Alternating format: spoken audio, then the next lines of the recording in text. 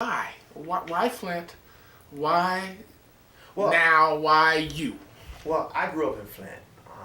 I grew up on the north end of Flint, and I've noticed that Detroit has gotten. I think they made 30, 32, 33 films, and Flint has only gotten 3. So I was really frustrated about that, and I asked the question why, and I spoke with Elizabeth, and Elizabeth found out the answer, and she came on board, and she was like, "Let's do something."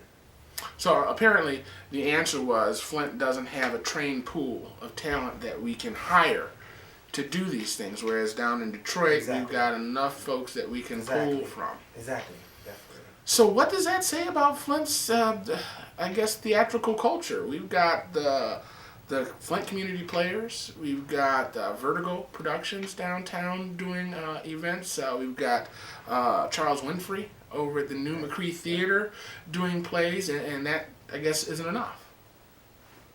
Well, it seems that it's enough. I think they're doing a great job. It's just, we want more of that big budget film producers to come here and train us and help, to help us, to give us jobs. We need it. And those groups are doing a wonderful job. We just want to do our part. Well, it seems to me that you're like, I guess, one of many components to this. That it's going to take a little more than that. I mean, we need the mayor's office Yeah. talking to the folks in California and encouraging them to come to Flint. We need the Flint Visitors and Convention Bureau talking to the producers of green lit films Exactly. and having them come. And then once they get here, they find the people that you have taken under your wing and prepared for the opportunity. Exactly. Are we working on those other venues? Well, Elizabeth said it takes a village to raise a kid. I've heard her say that. And I think that the movie industry is a kid, and it takes the community to raise it. The movie industry is here. We got the most aggressive tax incentive in the country. And so it's time for us to take advantage of that.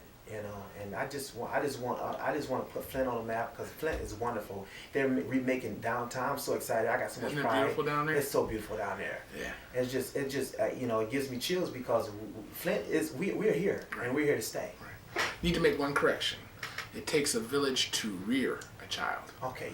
You raise corn and you raise buildings. You're You right. rear That's right. children. Okay. And I've been in your seat before too, because I got smacked a couple times for saying it the I'm wrong nervous. way. This is my first interview. Is it? Hey, you're not doing bad, man. You're doing pretty good. Again, I guess is the only way to get involved with this via the website? Via the website, they can call me direct, Elizabeth. Feel free to give out a phone number. Yeah. Yeah, you can call me at 810-836-5650. My name is Clement. Okay, Clement, and then Elizabeth's number is. Um, Well, actually, we're going to talk. Matter of fact, we're gonna take a break, and then I'll bring Elizabeth back up. We'll let her school the community on what she's doing. She can give out her information on the website as well. You guys at home, now's the time to run to the refrigerator. No, you can't run to the refrigerator. Just watch these public service announcements. We'll be right back.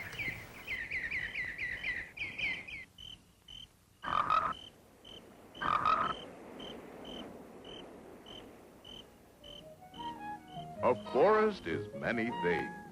Shady places where you can camp. Good places for picnics, too. Yes, and a home for wildlife. All kinds of wildlife. Timberland for lumber harvest. And grazing land so there'll be meat for dinner. And milk in the morning. Watershed to make sure you'll get water when you turn the tap on at home. A forest is sure a lot of things. Yes, but let a little fire get started. Catch on, destroy, and your forest is nothing. Nothing for anybody. You have so many reasons to protect your forests.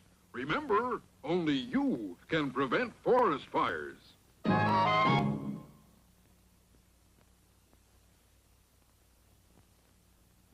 Corporate TV is a business, and like any business, there are 3 main components. There's a buyer, a seller, and a product. So who are the buyer and seller, and what is the product? Somehow people have gotten confused to think that the television corporations are the sellers, the TV shows are the product, and the audience at home is the buyer. But this isn't quite right. When you sit down to watch a sitcom or football game on TV, the network you're watching isn't making their money from you. Even if you pay for cable, the real money comes from the commercials. People in the media industry will tell you that their business is selling audiences to advertisers. So it's true that the television corporations are the sellers, but the buyers are advertisers, and the product that they're buying is you. It's not just broadcast television. The same is true for radio, newspapers, magazines, even the internet. Because the companies that run those services make the vast majority of their money by selling your eyeballs to advertisers. And remember that for the most part, these corporations are run by wealthy, white men. Even if they are good, honest people who care about the world, the system is inherently biased to favor those in control. Let's look closer. TV shows are expensive. Networks are able to cover the costs of making and distributing their content by what is known as an economy of scale. What this means is that rather than making a unique show that focuses on the events and people from each individual community, shows are designed to appeal to as many people as possible, so they can be broadcast nationwide, allowing advertisers to reach the most viewers. The price of producing one program is paid for through this mass market approach. Magnitudes cheaper than producing programs for each individual interest group, racial group, economic status, and so on. This is how networks make a profit. Remember that the audience is the product, so the larger the audience for a given program, the more valuable the advertising time is during that show. If a TV show, be it entertainment, documentary, even the news, is not embraced and viewed by enough consumers, advertisers will not pay to place ads in that show, and thus TV networks cannot afford to broadcast it. For this reason, unpopular shows, even unpopular information, will never have a place in mainstream media. So not only do poorer communities get ignored, but alternative and minority groups are largely left out as well. Fewer people, unfortunately, understand the danger of allowing corporations to have complete control over the media.